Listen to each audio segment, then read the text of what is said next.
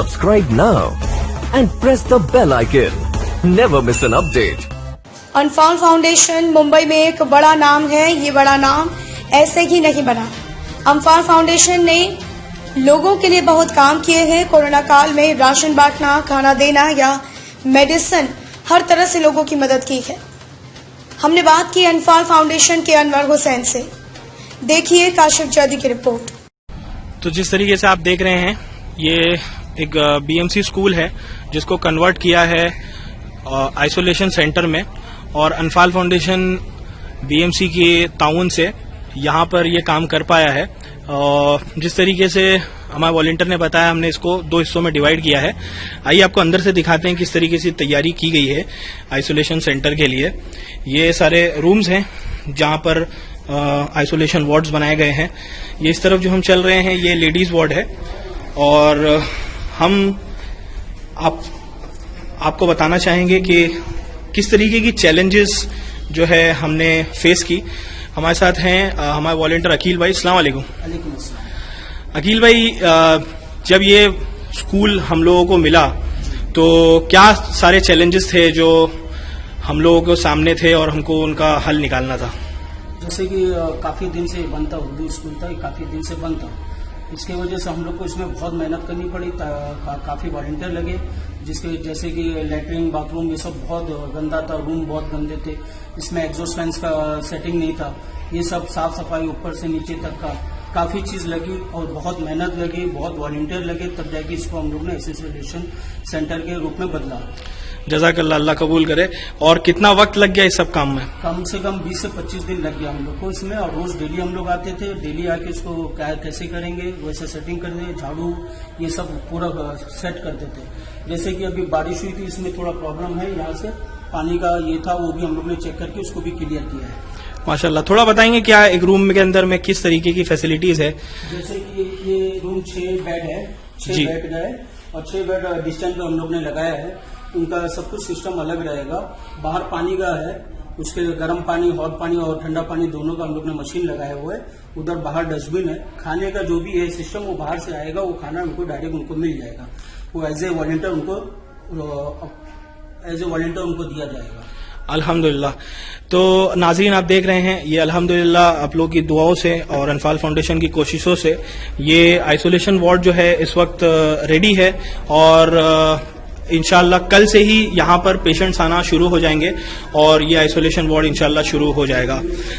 आप लोगों से गुजारिश है कि अनफॉल फाउंडेशन में बढ़ चढ़ के आप लोग हमारा सपोर्ट करें, ताकि इसी तरीके की फैसिलिटीज हम मोमिनीन तक प्रोवाइड कर सकें।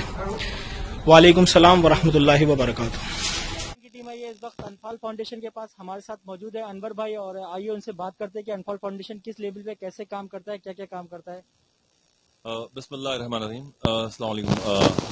अच्छा भैया, एज फार एज अनफॉल फाउंडेशन है, ये करीबन 2 साल पुरानी ऑर्गेनाइजेशन है। ये बेसिकली हम लोग ने एक ऑर्गेनाइज तरीके से, एक मुनज़्ज़म तरीके से एक ऑर्गेनाइजेशन बनाई, एक ट्रस्ट बनाया, जिसमें हमारा हदफ था कि बच्चों को और हमारे समाज को एजुकेशनल अपलिफ्टमेंट देना। और उसके लिए हमारा मोटो था कि जो सदका है, जो चैनलाइज करना, जो भी सदका है, डोनेशन है, उसको चारों तरफ से चैनलाइज करना। तो उसके लिए हम लोग ने सबसे पहले सदका बॉक्स बनाया, और सदका बॉक्स पूरे बम्बई में बंटवाया। करीबन 2500 सदका बॉक्स इस वक्त एक्टिव हैं पूरे बॉम्बे में। और उससे जो भी जमाशुदा रकम लोग हैं जिनको दवाइयों की जरूरत पड़ती है या और किसी छोटी मोटी जरूरतों में, हम उनके काम आते हैं। और क्या क्या काम करते हैं, किस लेवल पे? इस वक्त जिस तरह से ये पैंडेमिक फैला, तो हम लोग को एक जरूरत महसूस हुई कि हम लोग खड़े हों इस वक्त, और एडमिनिस्ट्रेशन का साथ दें, और कम्युनिटी का साथ दें, और सोसाइटी का साथ दें, और सोसाइटी के लिए काम करें।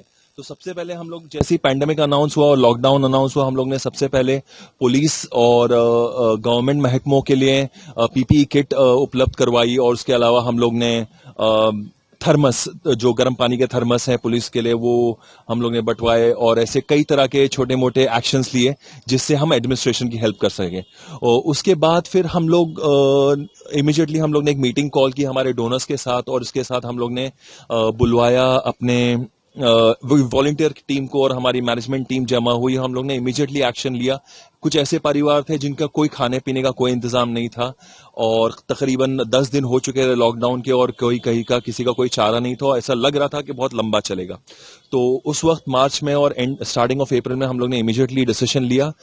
हम लोग ने वॉलंटियर्स और डोनर्स से पैसे इकट्ठा करके राशन फूड ग्रेन्स खरीदा। उसमें भी काफी दुश्वारियां आई मगर प्रोक्योरमेंट हम लोग ने कर लिया। उसके बाद में हम लोग ने वेयर हाउस सेटअप किया। उसके बाद में वो सारा सामान पैक करके करीबन 3000 फैमिलीज को इमीडिएटली डिस्ट्रीब्यूट करा। जैसे जैसे ये डिस्ट्रीब्यूशन बढ़ता रहा हम लोग को ये जरूरत महसूस हुई कि नहीं ये 2-3 हजार लोगों से नहीं होगा क्योंकि ये प्रॉब्लम ज्यादा बढ़ता गया।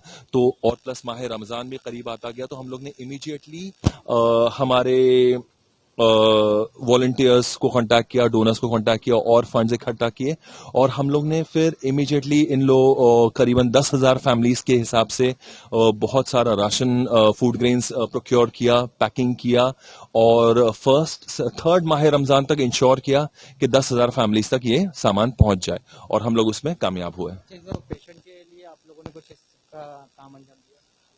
बेशक। तो जैसे ही हम लोग ने ये बांटना शुरू किया और हम लोग जैसे जैसे घर पे जा रहे थे राशन बांटने को, हमारे वॉलंटियर से जो हम लोग को फीडबैक आया हमको ये पता चला कि हम लोग को इमीडिएटली कुछ और काम भी करना चाहिए, स्पेशली लोगों के हेल्थ के हिसाब से, क्योंकि ये जिस तरह से पैंडेमिक फैल रहा था और पैंडेमिक के साथ में जिस तरह से रूमर्स या जो भी इंफॉर्मेशन जो फैल रही थी मार्केट में थ्रू व्हाट्सएप या थ्रू सोशल मीडिया, तो हम लोग ने इमीडिएटली एक्शन लिया और एक हेल्पलाइन सेटअप की with the help of our panel doctors जो MBBS डॉक्टर्स हमारे साथ में हैं।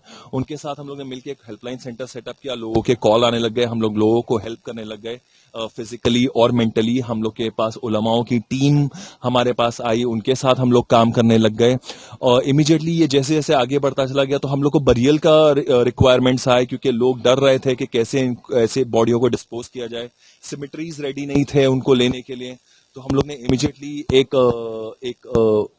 सबसे टाई अप किया, सबसे रैपो बनाया, इमीडिएटली सब लोग को बुलाया, बैठे ऑनलाइन जूम पे मीटिंग हुई, डिस्कशन हुए, उन लोग को बताया कि कैसे क्या करना है। POP बनाई, गवर्नमेंट और एडमिनिस्ट्रेशन से हेल्प ली और फौरन हम लोग ने बरियल टीम बनाई। बरियल टीम बनाने के बाद हम लोग को लगा कि नहीं ये भी काफी नहीं है, ये तो हम लोगों का एग्जीक्यूशन का काम कर रहे हैं। हम लोग को तो लोगों की जान बचानी है, हमारा तो ये फरीजा है। तो हम लोग ने इमीडिएटली हम लोग अपना मोडस ऑपरेंडी चेंज किया और हम लोग ने लोगों की जान बचाने के हिसाब से सबसे पहले ऑक्सीजन सर्विस प्रोवाइड करने की कोशिश की। इसमें हम लोग ने पूरे बॉम्बे में जितने भी ऑर्गेनाइजेशंस हैं, NGOs हैं, उनके साथ टाई अप किए। टाउन में सैफी एम्बुलेंस, मलाड जी हाँ, हम लोग ने क्या कि पूरा नेटवर्क बनाया। हम लोग का जो जहां तक हम लोग का था अवेलेबिलिटी, वहां हम लोग ने अपनी अवेलेबिलिटी लगाई, but at the same time सब जगह पहुंचने में, सब जगह उतना करने में हम लोग को लगा कि हम लोग अकेले नाकाफी है और हम लोग ने देखा कि और भी ऑर्गेनाइजेशन बढ़ के आ रही है, जैसे यूनिटी इंटीग्रिटी फाउंडेशन हो गई है और सैफी एम्बुलेंस हो गए हैं टाउन में, और भी कई ऐसी NGOs हैं अवेलेबल जो काम करना चाह रही है इस फील्ड में। तो हम लोग ने इमीडिएटली उन लोग के साथ टाई अप किया और नेटवर्क स्टैब्लिश किया और एक प्रोसीजर बनाया कि किस तरह से ऑक्सीजन सिलेंडर हेल्प किया जाए कोविड इमरजेंसी सिनारियो में। और हम लोग ने हेल्पलाइन नंबर रिलीज किए, कॉल सेंटर सेटअप किया और एक तरह से ऐसे काम किया कि लोगों की जान बचाया जा सके। इसके साथ साथ जैसे जैसे ये बढ़ता गया और जैसे जैसे केसेस और बढ़ते गए, specially areas like Mumbra, Malvani, Govandi, जहां हम लोग को इमीडिएटली जरूरत पड़ी कि हम लोग को एक स्टेप और आगे जाना चाहिए। तो जैसे कि आप अभी देख रहे हैं कि हम लोग ने एक कोविड सेंटर भी स्टैब्लिश किया। ये है हमारा कोविड सेंटर गोवंडी में, रफीक नगर, वहां गोवंडी एरिया की हम लोग ने IAS से बात की, हम लोग ने CM ऑफिस में बात की, वहां से हम लोग ने टाई अप किया और हम लोग ने एक कोविड सेंटर सेटअप किया। करीबन 100 बेड का हॉस्पिटल है जिसमें हम लोग ने 60-40 का रेशियो है, मतलब 40% अनफाल के पास रिजर्वेशन है बेड्स का। तो हम लोग ने बेस इंफ्रास्ट्रक्चर डेवलप किया, उसमें हम लोग ने बेड्स वगैरह लगाए, हॉस्पिटल डेवलप किया और उसमें जो बेसिक इंफ्रास्ट्रक्चर अवेल दिया, बाथरूम, टॉयलेट्स वगैरह फिक्स किए, पानी का इंतजाम किया, खाने का इंतजाम किया। और हम लोग ने एडमिनिस्ट्रेशन से टाई अप करके उनके डॉक्टर्स, नर्सेज और वार्ड बॉय और जैनिटर्स उनके लिए और एक हॉस्पिटल शुरू किया। अब इसमें तकरीबन आप देखें कि पिछले महीने 25 पेशेंट गए और इस वक्त और भी पेशेंट हैं हॉस्पिटल में जो इस वक्त आइसोलेशन या क्वारंटाइन में हैं और यहां से शिफा पाके आगे निकल रहे हैं। हमारे हमारे साथ थे अनवर हुसैन अनफाल फाउंडेशन से। उन्होंने बताया कि अनफाल फाउंडेशन ने बहुत काम किया है और काफ़ी काम कर रहे हैं और आगे जो सिचुएशन आएगी उसके हिसाब से काम करेंगे। अनवर हुसैन का शुक्रिया न्यूज़ 13 से बात करने के लिए। मैं काशिफ जैदी कैमरामैन अर्शी के साथ देखते रहिए न्यूज़ 13।